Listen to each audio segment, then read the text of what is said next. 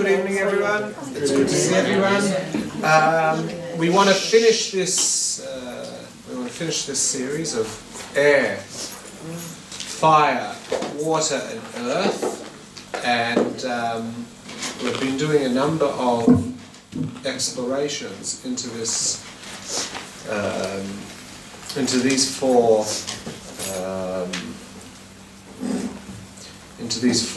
elements.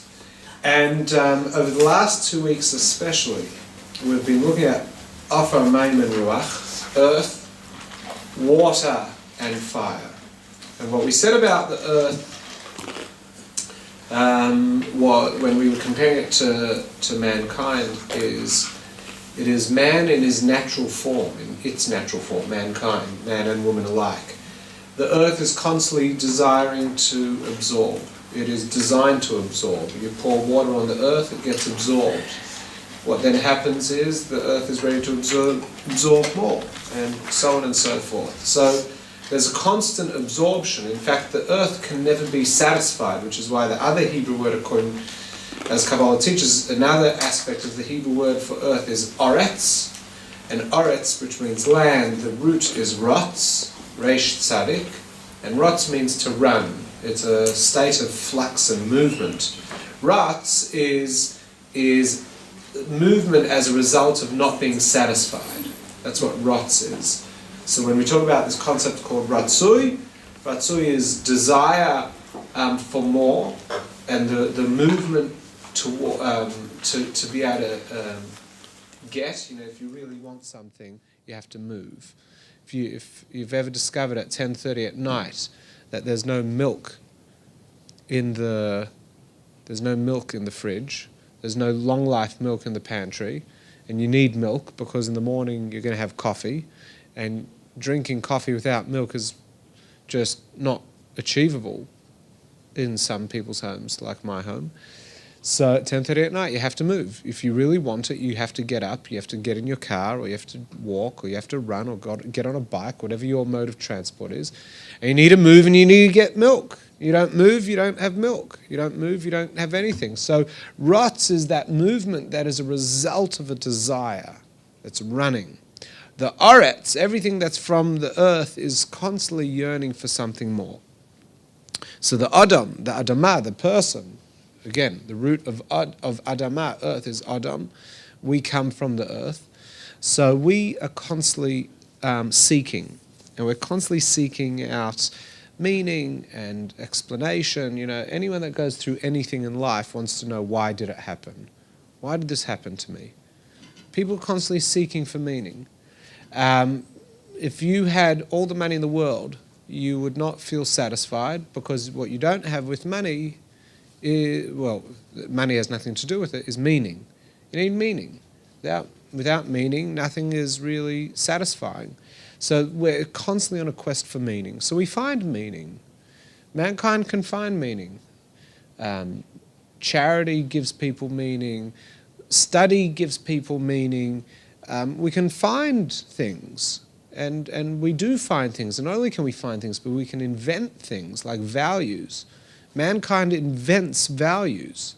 This is a beautiful thing. It's where we as a society value X, Y, Z. Nobody told us to value that.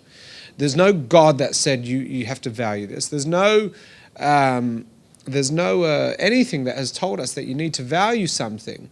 Sometimes as a society we can say, we value this. So this is where we see that mankind, with that constant yearning and that desire, is able to create meaning. What we spoke about last week was that even still, at a certain point you want more. So let's say you live in a balanced society. So I consider Australia a relatively balanced society. It's a good society. There's a lot that's there's a lot that isn't great. There are even a few things that are bad, but there is a lot that is fantastic, and there is a lot that is good. I was explaining to a boy earlier today. He's learning for his bar mitzvah. So we were talking about the tree of knowledge. He wanted to know, what's the whole story with Adam and Eve and eating from the tree of knowledge, and what does it really represent? What's that story meant to teach us?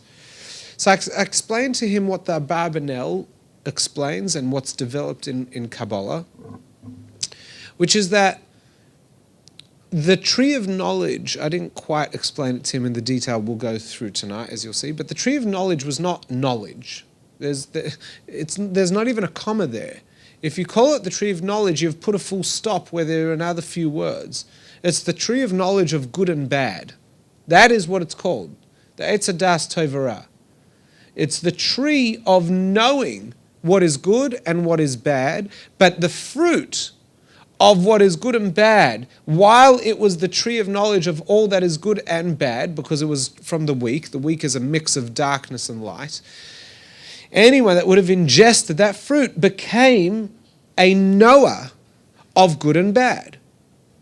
They would have known good and bad, not good, comma, bad, good and bad, the taruvas, the mixture of good and bad. And what we see immediately after Adam and Eve eat from the tree of knowledge, they look at each other and they notice that they're naked. They notice they're naked and they immediately want to cover up.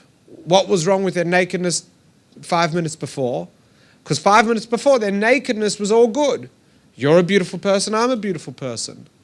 We might have an intimate relationship, and if that's the case, it's because we're going to have a loving relationship. It's because we're going to move into a position of procreation, an appreciation for each other, an element of self that resides in the other. There was no lust.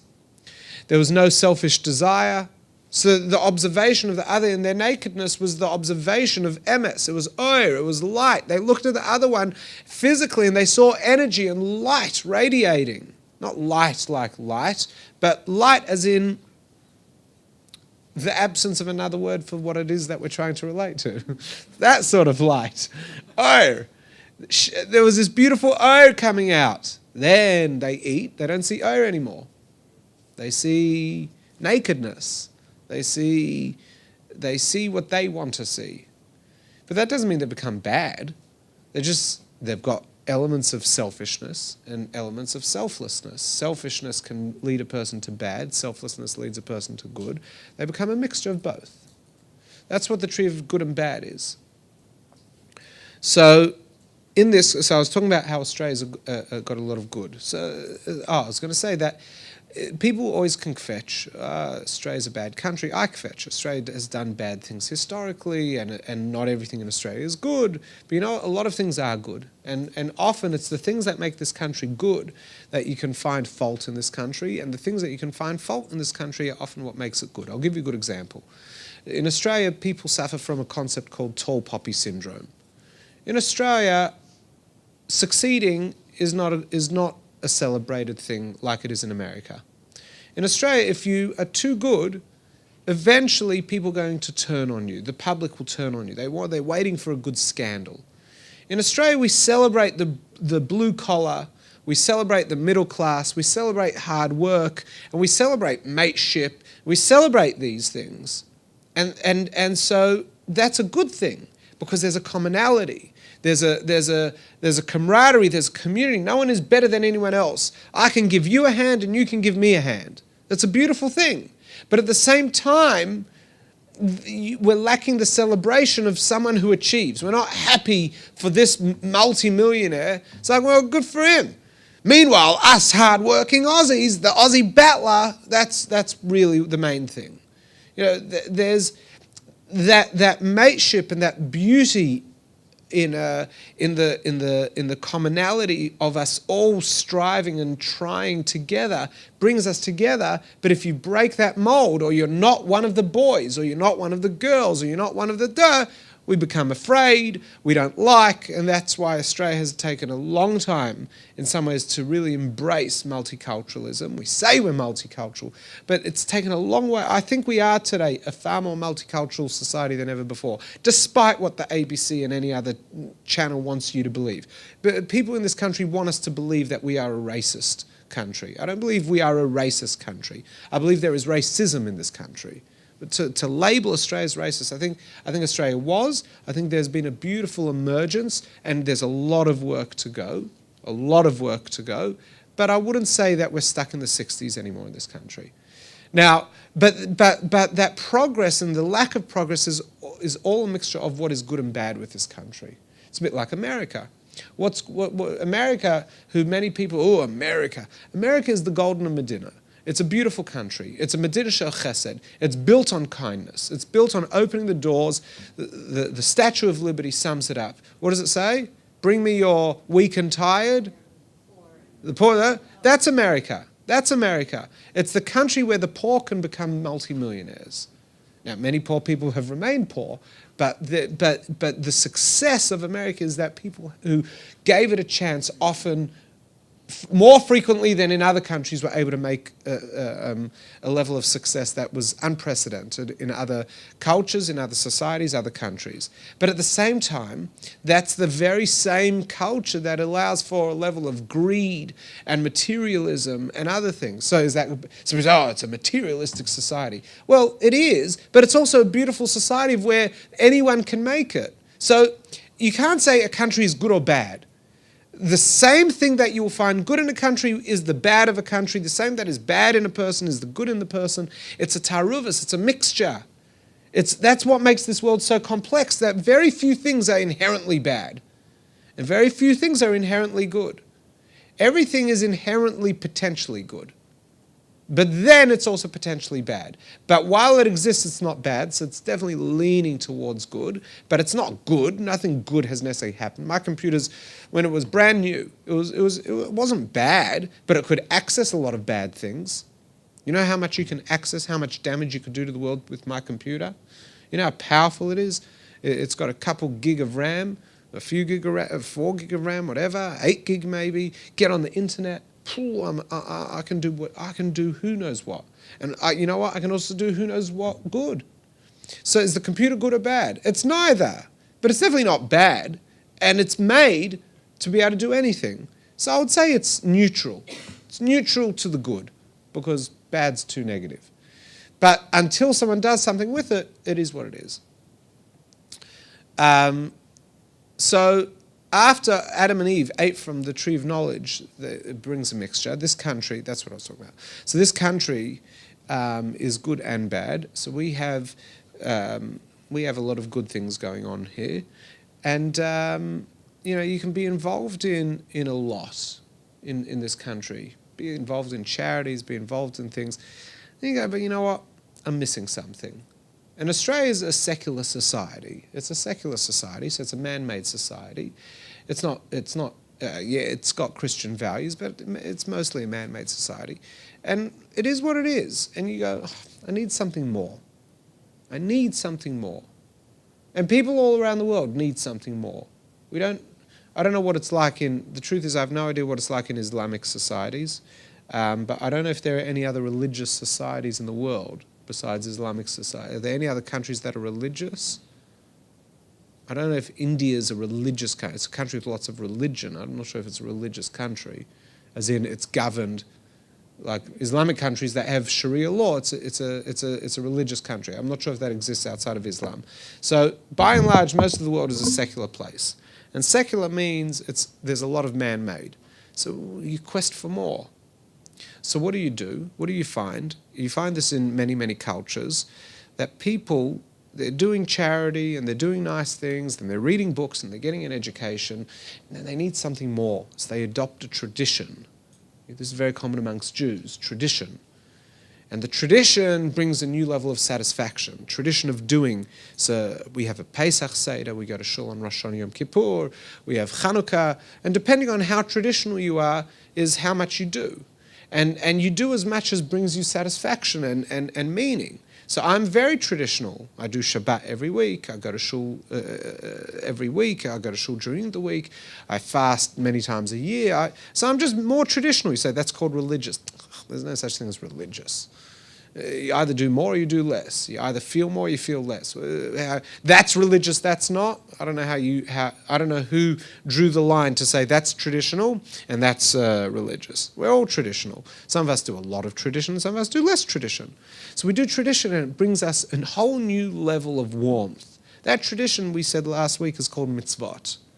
You do these mitzvot. Now, it's not just that mitzvot it's not just that mitzvot are, they make you feel good. Mitzvot inherently are, as we said last week, the Ratzon Elyon. It's the deep machshava, it's the deep thought of the infinite. It's why the infinite created this world, to be able to take physical things and do spiritual activities with it. When the soul is involved with a body that is doing that, the soul gains nourishing. When the soul is nourished, it sends out happy vibes. That comes through the subconscious, the conscious, and you feel happy. So it's not just, oh, it's because it's connecting me to my tradition. It's a lot deeper than that. We're firing up the soul. When the soul gets to do a mitzvah, you become a happier person. Mitzvahs are really, really good for you. Now, many people say, no, I do mitzvahs, I'm not happy. And I say, well, if someone's doing mitzvahs and they're not happy, this requires investigation. What's going on? How could you be doing a mitzvah and not be happy? What else is going on in life? What associations have become attached to the mitzvah that they're no longer mitzvahs for mitzvahs? They're mitzvahs for subjugation, they're mitzvahs for dogma, they're mitzvahs for... Well, there's a whole other layer that's going on. You know, there can be so much negativity associated with doing a mitzvah. Like, let's say you grow up in an oppressive home. An oppressive home, where the parents say, you must do this, you must do this. Then when you do that in the future, you're conjuring up all this negativity. It's not going to bring any joy. So I'm not talking about that.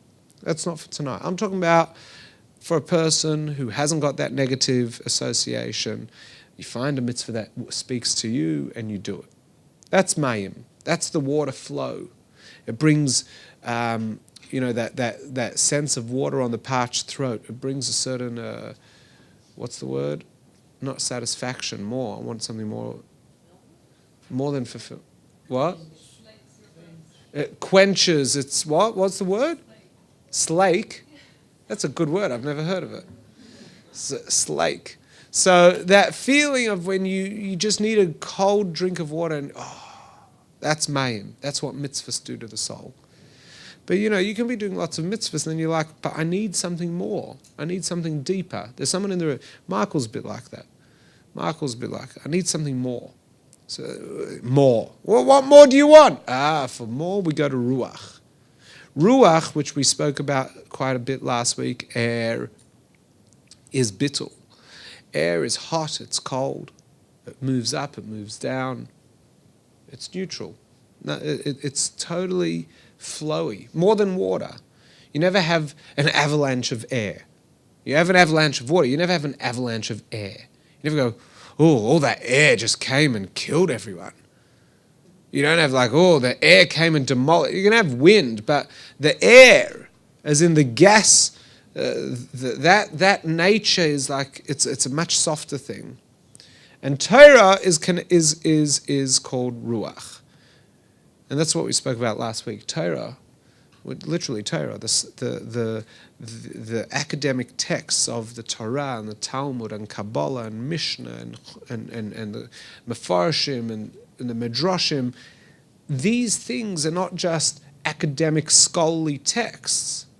These things are beautiful revelations of deep spiritual knowledge which reveals the inner depth of knowledge, if you will, of the infinite. So studying Torah, as we said last week, can have a beautiful impact. I said, no one walks out of these classes and goes, gee, I'd really like to kill a cow. Come out of the Kabbala class, just want to rob a store.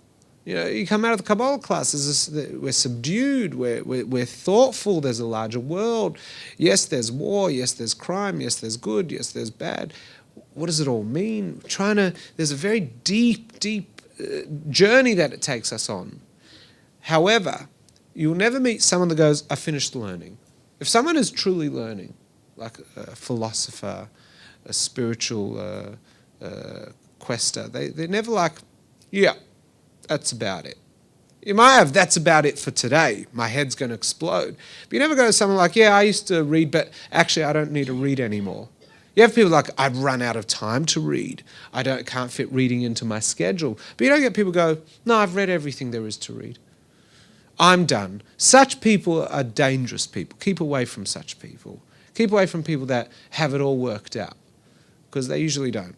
And they can become problems for you. because suddenly they're very convincing, but people who learn are never satisfied. See, the mitzvot are more satisfying. Torah, so I was saying last week how I learn on Mondays, I learn every day. So every so often I feel really good about what I'm learning. I feel good. I've got knowledge and understanding and context, and it's inspirational, and I feel good. And then every so often, quite frequently, I'll hit a point where suddenly I go, so this happened to me on Sunday.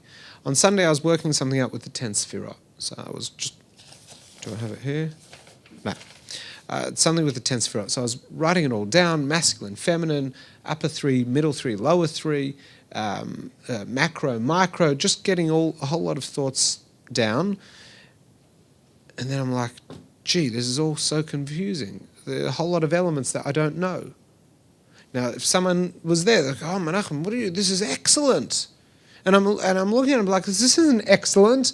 This is jibber jabber, missing a whole lot of really vital information that I don't know. I don't even know where to go looking for it. I know I'm missing vital information. You know that you study, you say, oh, it's good, and then you reach a point and you realize you don't know anything, and you feel very and then you keep studying, go oh, yeah. And there's and then hey.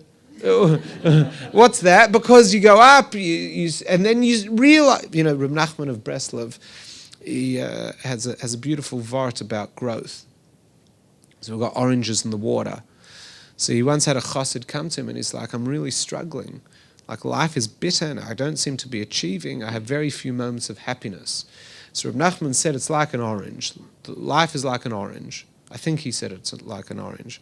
I heard this, I didn't see it. He said, the orange, the outer layer is bitter. And then you get to the white stuff. What's the white stuff called? No, it's got a fancy name. Pith. Yeah. So you got the pith. Tonight, you're the wordsmith. You should be sitting here. So you got the pith, and that's soft, but it's bitter. Then you get to the fruit. Oh, beautiful. But then inside the fruit, there's another orange. You got to get through the bitter. And then you're working through the pith, and it's like, I can't see anything. It's all bitter. Then you get to the fruit, and it's sweet again. And it's just, and basically, as you move from one level to another, you have, you've got the sweetness. The sweetness is surrounded by bitterness. So when you get to the next level, what do you start with? Bitterness. Get to the pneumius, get to the inside, what do you get to? Sweetness. What do you get to after that? Bitterness. What do you get after that? Sweetness. So it's not that your life is a yo-yo. Your life is getting deeper and deeper. For every inner layer of sweetness, there's an outer layer of bitterness. So that's why this person is constantly experiencing negativity in his spiritual growth and positivity. He wasn't complaining about physical life. He was saying how sometimes it's so challenging, my mind's all over the place. And he's saying your mind's not all over the place. You're going through extreme struggle as you move into a deeper level of reality. So when you're learning Torah, you're always going through that. You're never like, this feels good. So Ruach, although it's a beautiful thing, it's never satisfying. So Ruach there's no satisfaction there. However, it's a form of no satisfaction that becomes addictive. It's an addictive form of no satisfaction. It's that feeling of, I've got to keep going. So I don't know if you've ever been in a situation where you don't know where the end is, but you've got to keep going. Not because you've come this far, but because every step is addictive. I've got to keep it. It's a bit like some of these computer games. Computer games are often like that. It's not that, yes, if I keep going, I'm going to get to the end. Many people wish computer games would never end. I want another level, another level, another level. I'm loving it so much. But I remember as a kid, I used to play this thing called Civilization. I don't know who knows Civilization, yeah? So Civilization was an awesome game, especially if it just wouldn't stop. I could play Civilization sometimes for days. I didn't want it to end, but I also didn't want it to begin. I loved the middle because you just keep going and it's your turn again, it's your turn again, your turn again. It's brilliant. I loved it. So that's civilization. That's Torah lahavdil. You just want to keep going, but it's never satisfying. But it's a form of non-satisfaction that you want. So it's a funny, vicious cycle. So that's all what we've done in the last few weeks. Then you get Aish. Aish is fire. What's fire? Fire is an incredible concept. Fire, A, goes up. You ever noticed that? Fire goes up, everything else goes down. Fire goes up, but fire also has the power to make other things go up. So if you put a fire in a room, the air becomes thin, and the heat makes things rise. Fire is an incredible thing, but fire also consumes and destroys and burns. Those are negative terms. Fire goes out, and it takes everything that touches it with it. Nothing resists fire. Nothing resists fire. Just some things take longer. You say water resists. Okay, that's not for tonight. There's a whole water and fire opposites of each other. However, one isn't necessarily resisting, one is just too heavy for the other, but even then, if you put water in a pot on top of fire, the fire will evaporate it. So it takes it with it, so to speak. But fire, you put wood to fire, it wills itself to be burnt. The wood joins, and then it's gone. I'm telling a spiritual story about fire here, that when things join the fire, they go with the fire. And then fire goes out. Where's it gone? When fire's gone out, where has it gone? I don't know. I don't know where it is. It's gone. You can't find it. It's not hiding. It's gone. When a flame goes out, it's no longer. There's no sign that it was ever here. Okay, you say the ash. Forget the ash. If I had a candle burning in here, and then I blew the candle out, and I took the old candle out, you'd never know there was a fire in here. Where's it gone? It's gone. Fire is an incredible, incredible concept because it's transformational. Fire is what moves things from one state to another state. It's the fire within other things that does that. So fire doesn't just go up, it goes out, disappears. Fire, you can't be a yesh in fire. You can't be an object. If you place a log in fire, what's going to happen? It's going to burn up. Eventually, the fire destroys everything. It removes all metzius. All individuality is moved and removed in a fire. So whether you're burning blue gum or red gum or balsa wood, it all comes to ash. And it's all exactly the same. One burns longer, one burns quicker. What's the difference? What's the difference between thick wood and thinner wood? What's the difference? What is there more of in thinner wood and what's there less of in thicker wood? Matter. Give me something else. Air. There's air. There's something taking up that space. There's the density is there's air. What is air? We said what air is. Air is egoless. Air is egoless existence. It's ready to be a part of the fire. So when more dense wood is placed in a fire, it takes longer for it to burn. It takes longer for it to become a part of the fire because it has more of a metzius, more of a yeshus, more of a self, more of its own existence. Whereas when it's got more air is selfless, air is egolessness. So when it's that, it immediately becomes a part of the fire. Fire is a good thing. And so it becomes a part of the fire. There's less resistance. And therefore, those types of wood burn up quicker. You say, no, it burns up quicker. Don't worry about the physics of it all. We're telling a spiritual narrative here. When a person is experiencing fire, they're not saying, I want to live a meaningful life. That's offer. They're not saying, I want to live an observant life. That's mayim. They're not saying, I want to be a learned person. That's ruach. When a person's living a fire life, they are saying, I don't exist. I don't exist. This is the goal, by the way, to live a life of where it's not about you. Not I don't exist like I'm killing myself. I don't exist as in I am a complete part of the fire. The fire's here to give heat, I'm giving heat. I'm not stepping in its way. I'm not obstructing it. I'm feeding it. You say, that sounds suicidal. It's not. If you jump in a fire, that's suicidal. Fire is to allow yourself to go through the transformation, and in the transformation to give off heat, to give off light, to radiate. We call that the Baal Tshuva, someone that does tshuva. What's tshuva? Tshuva is lashuv, to return back to what you were, what we are in our essence, not what we are in our physicality, not what we are in our externality, I should say. For everyone in this room, there are two sides of them. You know that. There's what they want us to see, and then there's who they really are.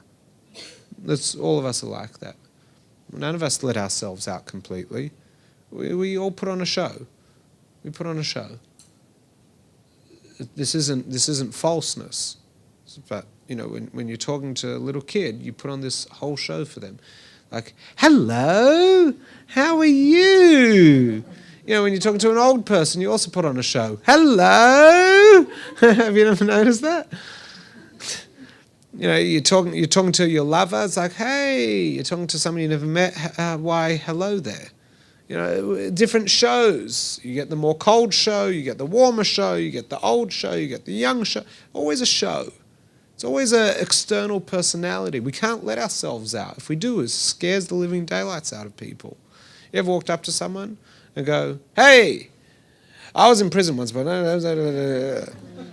you want to be my friend?" They go say, have you spoken to the wolf guy? He's like, very out there, isn't he? It's like, yeah, very antisocial behavior. You don't let yourself out. It's dangerous. And that's because we live in a world of Helam. The world is ha'olam, Helam, hidden. We are here constantly hiding ourselves. Fire, there's nothing hidden in fire. Fire is complete revelation. It's the revelation of light, and it reveals the inside of something as much as the outside. It gets right in there. The Baal Tshuva is someone who completely sheds their externality and replaces it with their internal personality. So, the concept of a Baal Tshuva is a person. It's colloquially someone who has returned to faith.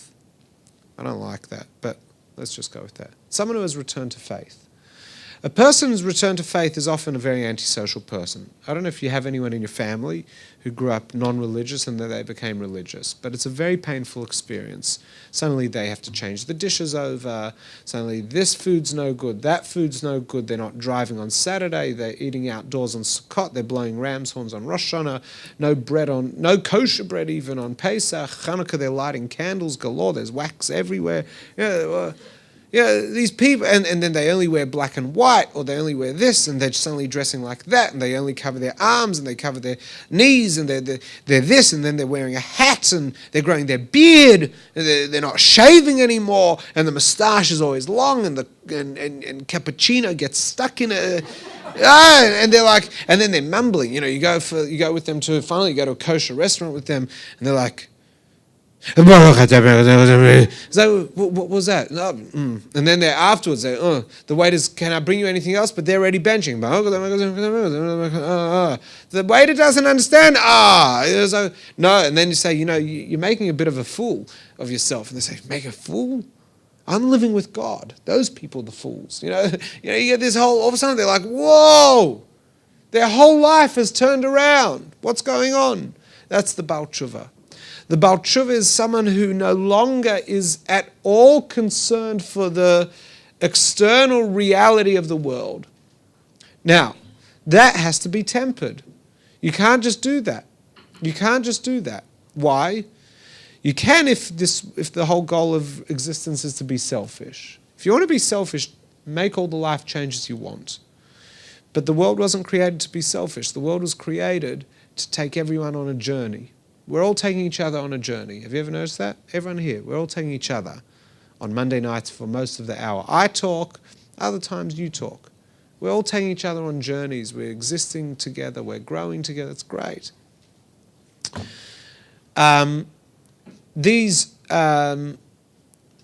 And the purpose of existence is to be able to take not just each other on a journey, but each physical object on a journey. Every time you drink water, you're taking that water on a journey. Every time you eat a carrot, you're taking that carrot on a journey. Every time you get on the car, you're taking the car on a journey. Not the other way round. You tell the car where you want to go. I'm driving to the airport. I'm driving to school. I'm driving here. I'm driving there. The car's just a method. It goes with you. Where you go, your car goes. Where you go, the food you ate goes. Where you go, the air you breathe goes. We're taking the world on our journey. You're a criminal, you take it all with you. So let's say you're the getaway driver of a car. Just robbed a bank. You haven't just robbed a bank, the car's robbed the bank. You haven't just robbed the bank, but the rice bubbles you ate that morning for breakfast robbed the bank.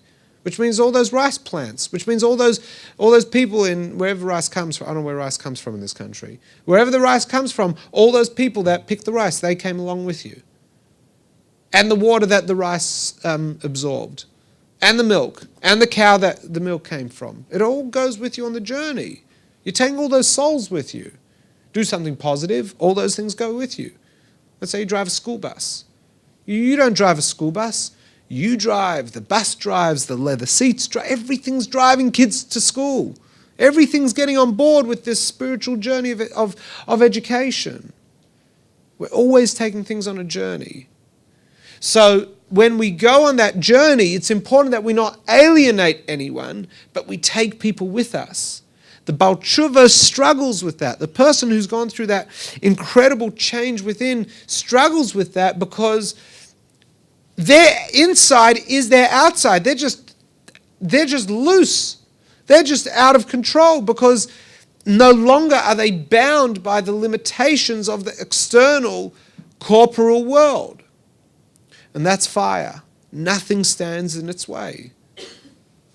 Now, whether you want to be that or not, whether you are that or not, we should all want to be. Because the Baal Tshuva, I'm not talking about the person, I'm talking about the concept.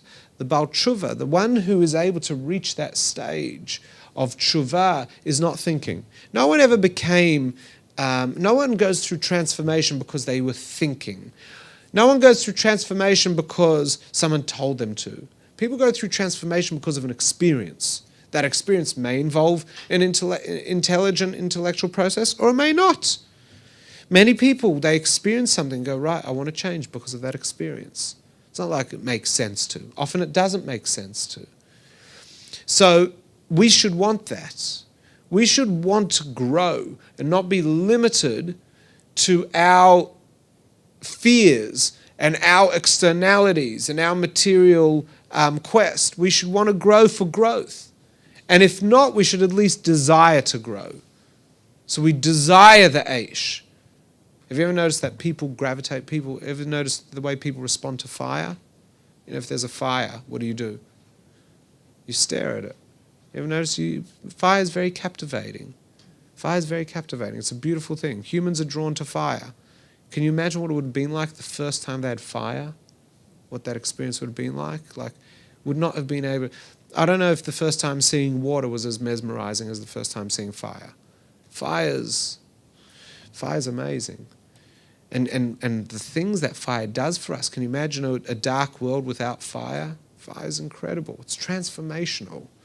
You can't turn on darkness, but you can turn on light.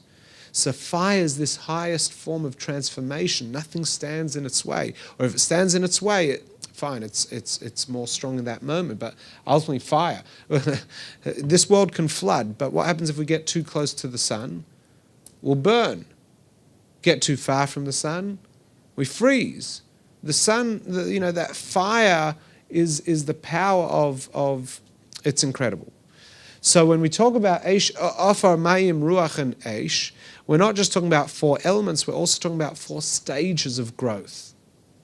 Now I want to go back to the 4 personalities based on these. Okay.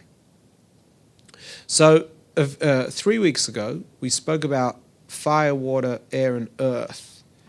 In context of fire, we spoke about is anger, pride. Water, we said all things pleasurable, desire, things like that.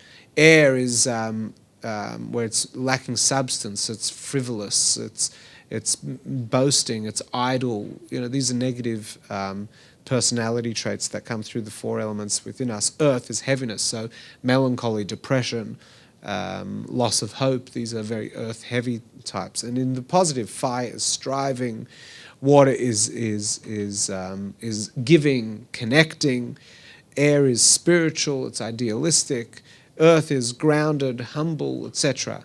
So how do these things as elements within we are, because we all have fire, air, wind and water, fire, air, water and earth, we have them all. So how does that relate to us? So we've got all four, and everyone in this room is weighted towards different things. There are people in this room who are more water. There are people in this room who are more earth. There are people in this room who are more air, flighty people, heavy people, humble people, excited people, different types. And it's important that we identify all four elements within us, not necessarily how they manifest, but realize that all four exist, because they all manifest in positive and negative. And you don't destroy any part. What you do is you replace, and you use the different things to compensate and overcompensate. Let me give you an example. So let's say, let's say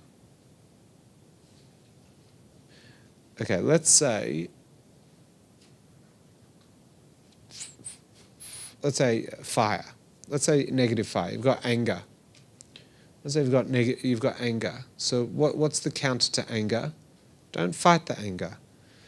You use another one of the elements, which could equally be used in a negative way, to combat it. You might pull out earth. You might use humility in order to counter anger. Because anger is what? Anger is the world's not going according to the way I planned it on going. The world isn't a good place. It's not following my instruction. That's anger. If you've ever been angry, there'll be a moment of where it's just not accepting the reality. It's that, I don't know if you've ever been in the airport and your flight's been cancelled and you're stuck in some other country. Has that ever happened to you? Or you get on the plane and there's a baby sitting in front of you. A baby. 6-month-old. It's crying before you've even sat down, it's already crying. And the first and then it's like, oh my God, of all the people on the plane to sit next to, I got the baby. Can't handle this. Says anger. Why? Because I'm not meant to be sitting next to the baby. That's why. If we accepted our position, then obviously I am meant to be sitting next to the baby. Nothing to get angry about.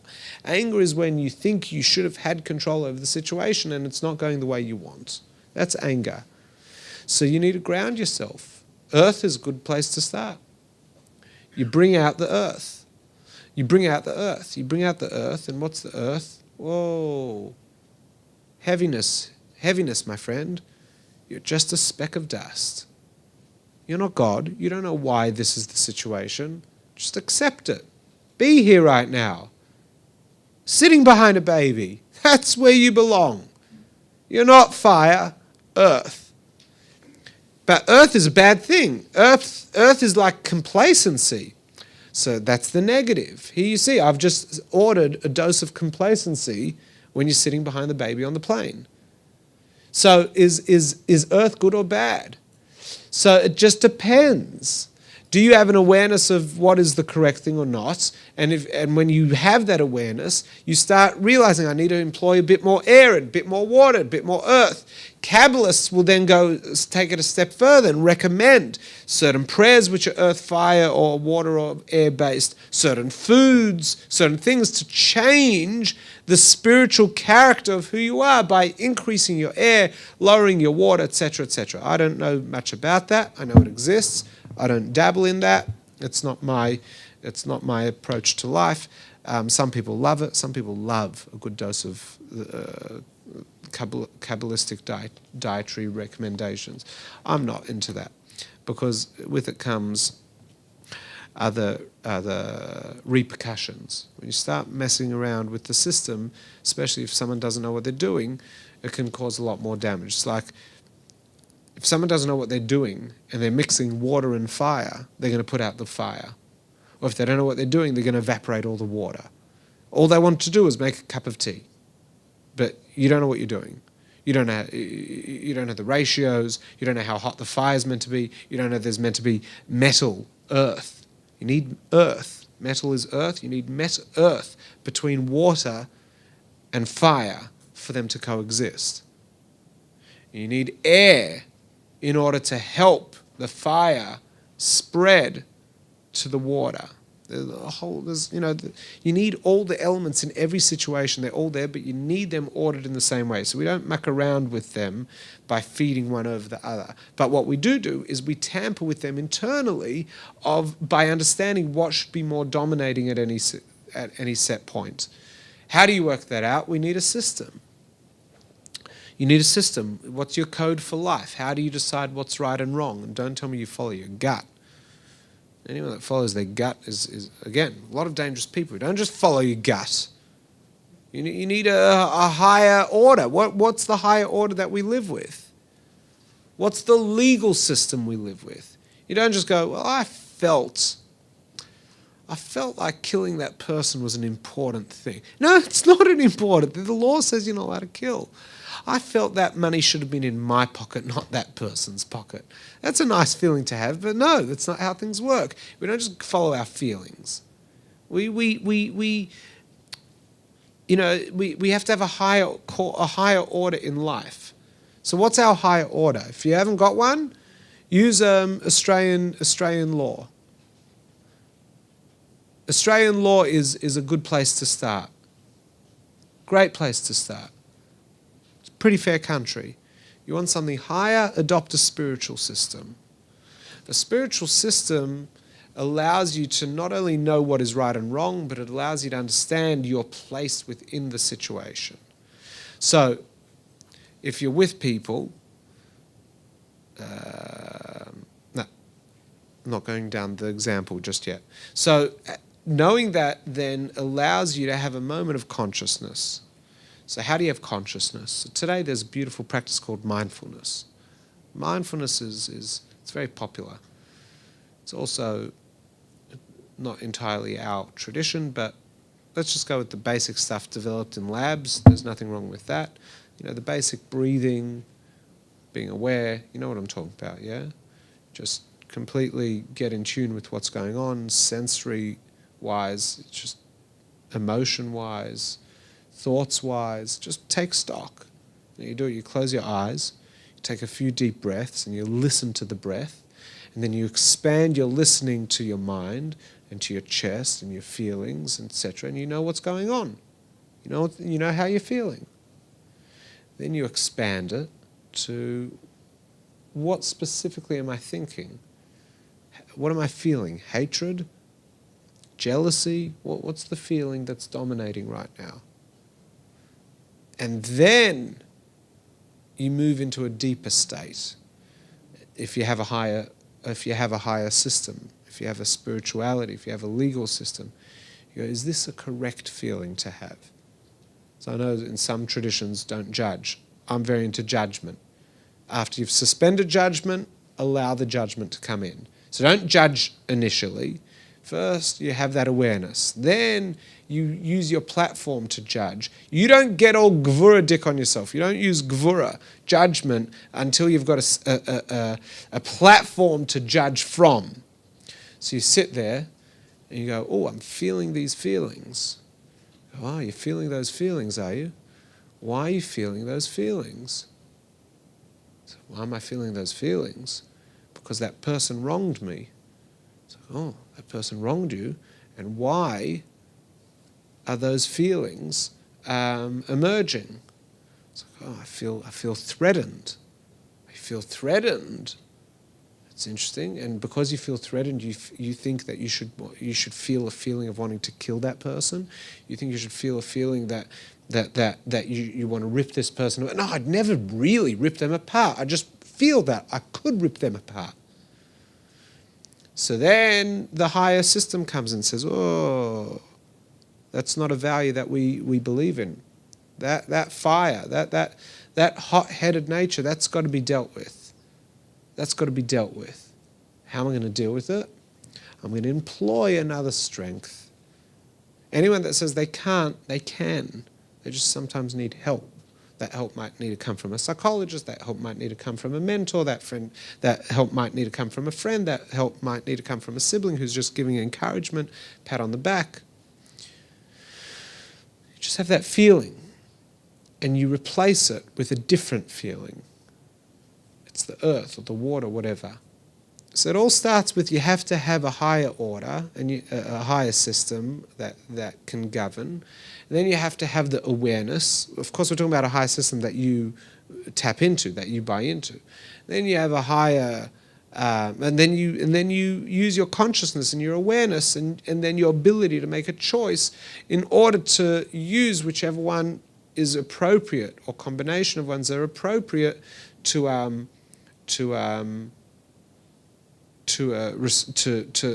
be a better person. Does that make sense? Yeah? No? Have I just been talking to myself for the last few minutes? It didn't make sense? It did make sense. Good. Okay, so that is fire, air, water, and earth. You think by the end of the series I would have got it.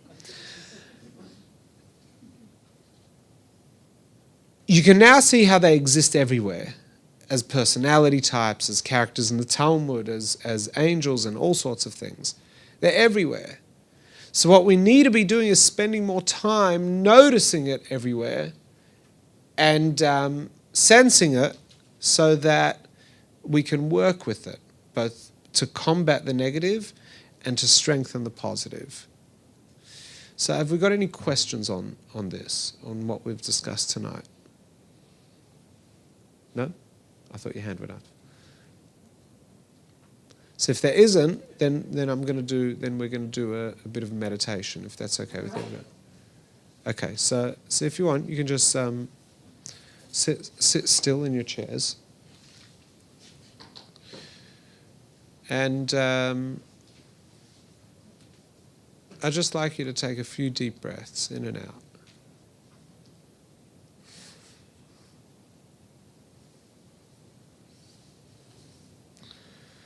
I just want you to sense the chair beneath you, your feet resting on the ground, your hands in your lap.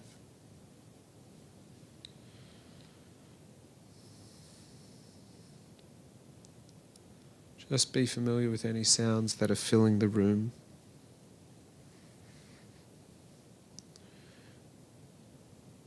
And we're just going to explore the 4 elements within ourselves.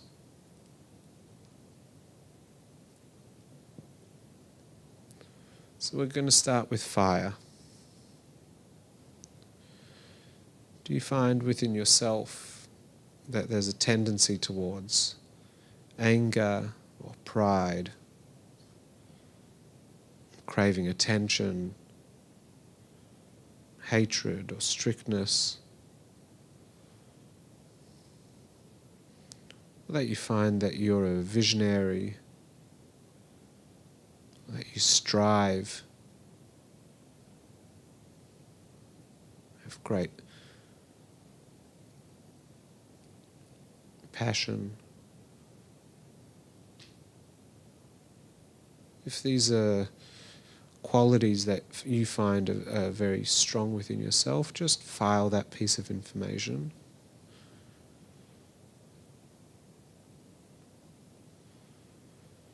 Let's just look at water. Do you crave pleasure and desire, particularly on a relationship or in a sexual way?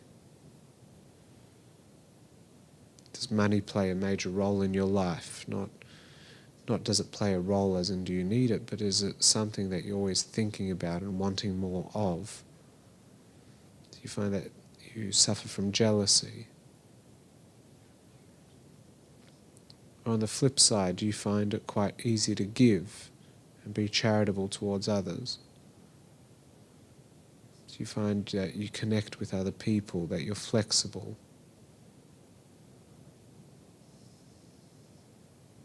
And these are flip sides, negative and positive, of water.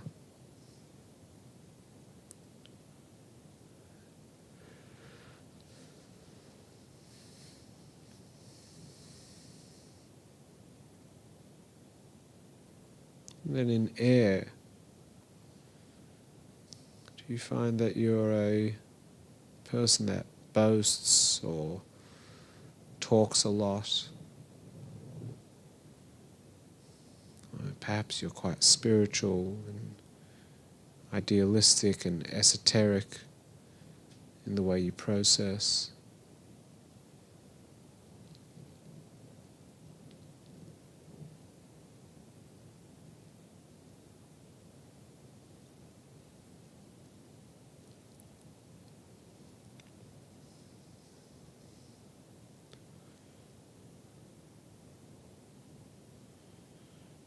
Is earth your dominant, where there's melancholy, loss of hope, sadness?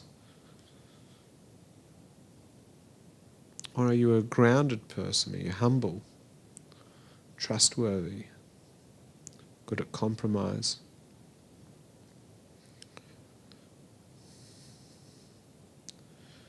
And just review in your mind, are you which of the elements is more dominant, or which elements are more dominant, which are less dominant, both negatively and positively?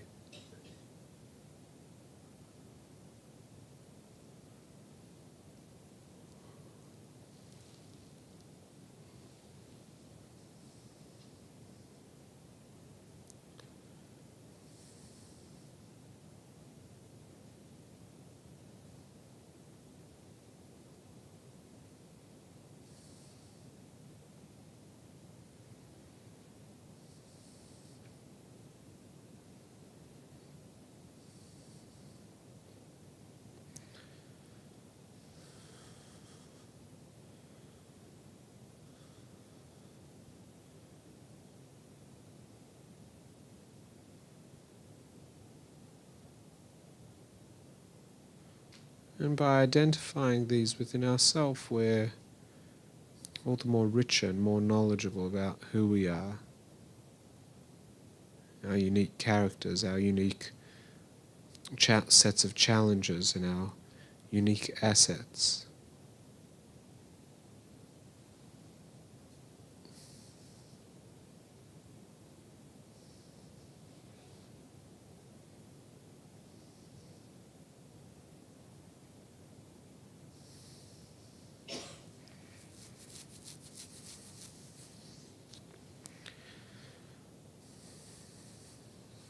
And just resolve now, commit to working to be more conscious of which of these elements is ever the dominating one.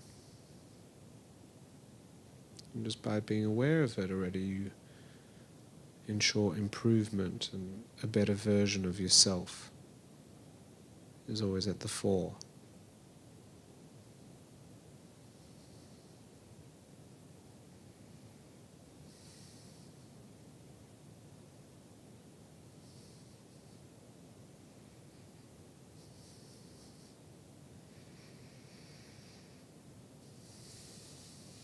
When you're ready, you can begin to move back into this room. You can open your eyes when you're ready. Just sit here for a moment in the silence. It's beautiful.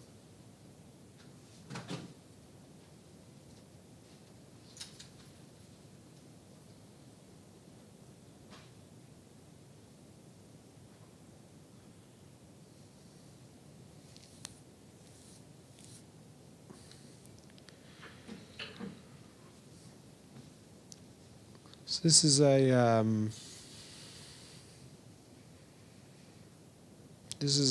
this series is one that is probably very, very deep. Each one of those elements is like its own massive pool of qualities and information. So we process it,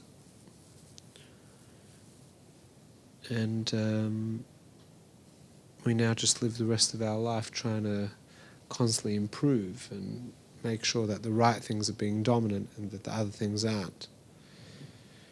But if we take something out of this series, it's the flow of realization of that mankind quests. That's really what our life is. It's one big quest. And if we follow a quest with a spirituality, we can have feelings of satisfaction. I can be satisfied without a spirituality, we discovered when we looked at Offer. But I encourage people to dabble in observance of mitzvot. Just check out a mitzvah. I'm not saying observance like religion. Just do a mitzvah. See what it feels like. What is your mitzvah? You already come. We learn together every week. So, we learn together. What is it that we're learning? And what's an element that we can learn more about, even if we're not here on a Monday night? And what does that do for our quest? That's the ruach. And then not are we going through transformation, but do we crave transformation? Do we crave to be not just a slightly better version of ourselves, but one that is completely shed of the inhibitions that are in place because we're worried about what other people will say, what other people might think. That's the Baal Tshuva, the Aish, sheds that inhibition, turns it into light and fire, and other people gravitate and become like, wow, this person's amazing. So that's this series. Now, I believe we're taking a couple weeks break now. You may or may not be aware of that, but we are. And then when we come back, we're on a whole new subject, on the subject of Rosh Hashanah Yom Kippur. High holidays are coming. And we've got a lot of stuff to cover there. The Kabbala of the liturgy, the Kabbala of the service, of what it is that people are praying about. We've got to look at names of God and what all these names and Hebrew letters represent, and the idea of the king, the servant, the master, the father, the child, all these different spiritual words that are not just euphemisms but beautiful spiritual narratives. And that's what we're going to be dissecting and pulling apart when I get back, when we're back in the flow. So I think we're taking 2 weeks off now, and then we'll be back. That's why I said you've got to learn even if we're not doing the Monday night class. Any questions? Good. You're very welcome.